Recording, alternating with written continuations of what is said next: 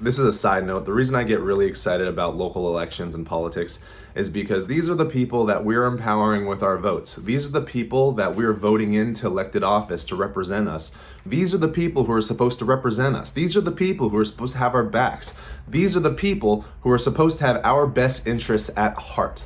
And regardless of how big your city is, if you are a city council member, if you are a local elected official, you represent that city within that great state.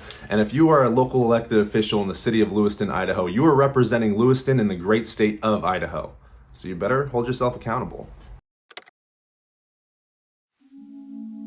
What's up, y'all? My name is Adam Juratovac, and I'm a California employment attorney, and today we're going to be discussing the importance of local elections, specifically a local city council election in Lewiston, Idaho. Now, local elections are very important. Your local electeds are the people who are a part of your immediate community, who are serving as the voice, the collective voice of that community.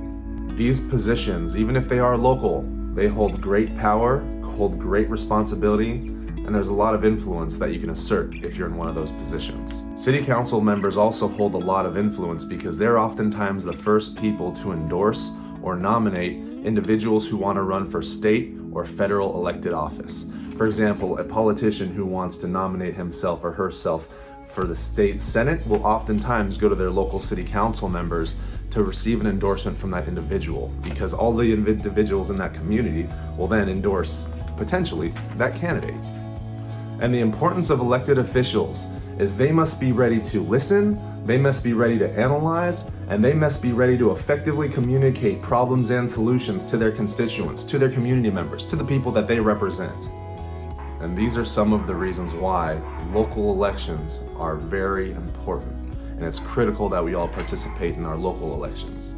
Now, similarly how we hear about trickle-down economics, local elections are different. Because local elections are where you're able to be as close as possible to the process, to see the person that you're going to vote in and to who's going to represent you in your community. And local elections are important, not only because that is the person who's going to be representing our town, not only because those are the people who we're going to be voicing our concerns to when there's ever any problems or solutions that we want to see in our community, but those are also the people who must communicate with us. Those are the people who must give us the bad news. Those are the people who our little kids are going to be looking up towards, because those are the closest elected officials that they could actually see in real life. These local elected officials and local politicians should be a beacon in their community. They should be a person who other kids will want to look up to. They should be a mentor. They should be a role model. They should be somebody that you would want to tell your kids to pay attention to and see what they're doing. Because even if you don't agree with every single policy, even if you don't agree with every single position that they take, you should agree with their ethics, and you should agree with their heart, and you should agree that you believe that they have your best interests at heart. So when those hard decisions come up and those hard solutions and those hard conversations are being brought together, that even if they don't have the right answer, even if they've never been put in that situation before, you know that they're going to represent your morals and ethics and values. You know that they're going to represent the community's morals, ethics, and values. And that's why local elections are important. The local election I want to shine a spotlight on is in Lewiston, Idaho. Now, this is a town that I lived really close by for around 7 to 8 years. Home of Hell's Canyon, home of the Snake River. I used to go steelhead fishing in that Snake River, and I used to patronize Costco down in Lewiston too. So I have a connection to this area, and when a couple people from this local area reached out to me and told me about a problem that was going on in their local elections, I had to investigate a little bit more, and I had to do a little bit more research. Lewiston, Idaho is holding a city council election on November 2nd, 2021. The city council race is becoming contentious. Partly, in fact, because one of the nominees, one of the people who are running for elected office, has been accused of spreading hate speech online. When Lewiston City Council candidate Susie Vavra-Whitlow posted that speech on Facebook, that others accused her of being discriminatory and racist and anti-Asian. Instead of owning up to her comment, instead of apologizing for using discriminatory language, Miss Vavra-Whitlow chose to double down on her comments. She chose to share that she is able to say those things very similarly how the community can chastise her for that speech. Now, what Miss Susie Vavra Whitlow just said is, there may be freedom of speech, but there aren't freedom of consequences. Now, the very unfortunate thing is, she's the person on the other side of the ball who's saying, hey, I could say whatever I want because it's freedom of speech. Now, in my life, in my community, in my network of friends, when someone says something that's racist, misogynistic, homophobic, or xenophobic around a group of people, and I find that there are people in that group who are offended, who are hurt, who are even, feel disenfranchised because of that speech, we're going to try to make it better. We're going to try to have a dialogue on what can be improved. I'm going to analyze what is going to just come from that dialogue, and then we're going to implement it, just as a good community member should do. Now, when Miss Vavra Whitlow is running for local elected office, and when her community members try to talk to her about her speech and her behavior, did she listen? Did she communicate? Did she analyze? Did she problem solve? No.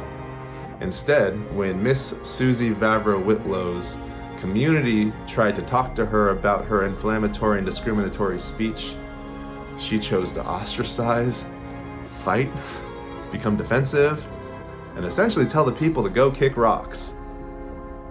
And then she's reaching around and telling everyone, hey, I want your vote too. Now vote for me, and this is what our local values will look like. Now, I disagree.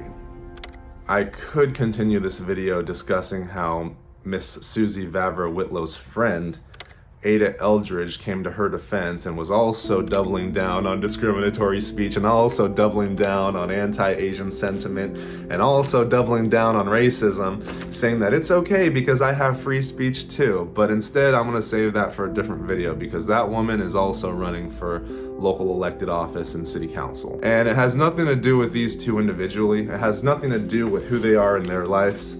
It has to do with their personality, and it has to do with how they handle adversity. And right now, what we're seeing how they handle adversity is they're handling adversity like children. Instead of trying to talk, instead of trying to open up a dialogue and have a conversation and communicate with the members of the community who they want to represent, they're going to ostracize more members of that community to try to find a common enemy.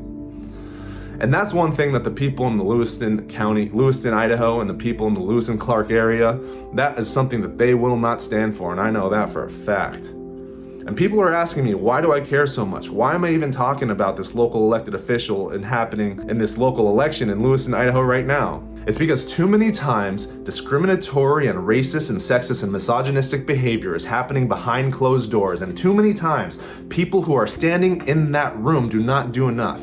They do not point their finger at that individual. They're not shine a spotlight on that type of deplorable behavior. For whatever reason. It could be because they don't want to lose their job. It could be because they don't want to, ruin the social structure within their community. It could be a lot of different reasons. They don't want to be attacked. One good thing about me is I can defend myself. I've been a victim of plenty of racism in the past. I've been a victim of just random violence just because, men, right? I guess that could be seen as toxic too. But one thing that I am doing now, and one thing I believe I've done in the past, is always trying to stick up for what I believed is right. Now, what I believe is right is completely subjective, and that's something that every single person watching this video should judge on their own, whether or not that my values are something that they can align with. But I will say one value that I've always aligned with, and you could background check me on this one too, is anytime that there's hateful, discriminatory, or racist speech, I always speak up. I'll always stand up, and I always get back up if I get pushed back down. And right now, if you are in the city of Lewiston, Idaho, I urge you, do not vote for Susie Vavra Whitlow for local city council. If you're in the city of Lewiston, Idaho, I urge you, do not vote for Ada Eldridge for local city council. I feel like Susie and Ada are trying to hide behind positive Idaho values, which is really disappointing because the positive Idaho values that they're representing and the positive Idaho values that they're trying to assert onto their communities is not the same positive Idaho values that I encountered. It's not the same positive Idaho values that I experienced in my decade living in Idaho. Positive Idaho values, to me, mean that when you see someone new in town, when you see someone who's might not look like they're from around there, you go up to that person and you start a conversation with a hello, and then you introduce them to your wonderful town. Now, I've had that experience in Helmer, I've had that experience in Lewiston, I've had that experience in Moscow, Coeur d'Alene, Priest Lake, everywhere you could think of. Those are the positive Idaho values that I'm aware of. Because when you're taking a kid who's coming in from, Palo Alto, California, the San Francisco Bay Area, and shipping him out to Moscow, Idaho to play some football, he might not look like he fits in either. But before you know it, he might be one of you. And that's what positive Idaho values are to me, is being inclusive, caring for your neighbor, and doing what's right. And this message specifically goes out to Miss Whitlow. Miss Whitlow, the words that you used in your Facebook post were very unkind and not welcoming. If you're running for city council and you want to be a representative of the community, I believe you need to be more welcoming to new community members.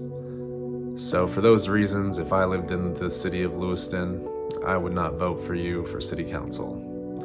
And to the viewer who's watching this, I implore you to do the same. Thank you.